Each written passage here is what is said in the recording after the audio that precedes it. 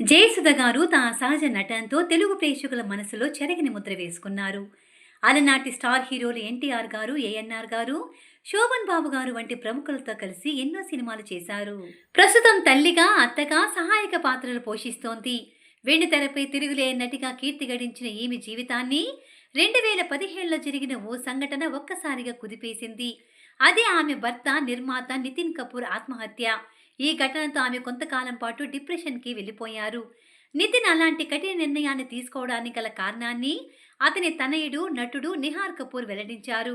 నిహార్ కపూర్ మాట్లాడుతూ, నాన్నకు చిన్న వయసులోనే డయాబెటిస్ వచ్చింది. అయితే ఫిట్‌నెస్‌పై ప్రత్యేక శ్రద్ధ పెట్టేవాడు. జిమ్‌కి వెళ్ళేవాడు. అయితే నాన్న నిర్మాతగా తీసిన సినిమాలు కొన్ని ఆడాయి, కొన్ని ఫెయిల్ అయ్యాయి. అసలేవి చేసినా సక్సెస్ అవ్వడం లేదు. ఓ ప్రాజెక్ట్ ప్రారంభిస్తే మధ్యలోనే ఆగిపోయింది. మరో సినిమా బాలీవుడ్ నిర్మాత ఎత్తుకుపోయాడు. ఇలా చాలా విషయాలు ఆయన్ని ఎంతగానో బాధపెట్టాయి. నెమ్మదిగా డిప్రెషన్‌లోకి వెళ్ళిపోయాడు. డిప్రెషన్‌లో ఉన్న వారికి నా వల్ల నా చుట్టూ ఉన్న వాళ్ళు బాధపడతారు. వారి జీవితాన్ని నేనే నాశనం చేస్తున్నాను వంటి ఆలోచనలు వస్తాయి. నాన్న విషయంలో అదే జరిగింది. ఏళ్ల తరబడి డిప్రెషన్‌లో ఉన్నారు. చనిపోవాలని ఎప్పుడో నిర్ణయించుకున్నారు. చచ్చిపోతా అని దాదాపు 10 ఏళ్లుగా చెప్తూనే ఉన్నారు.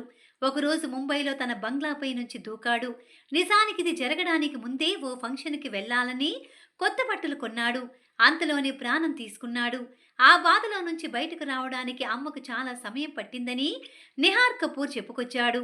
నిహార్ ఇటీవలే 'హరిహర వీరమల్లు' సినిమాలో నటించాడు.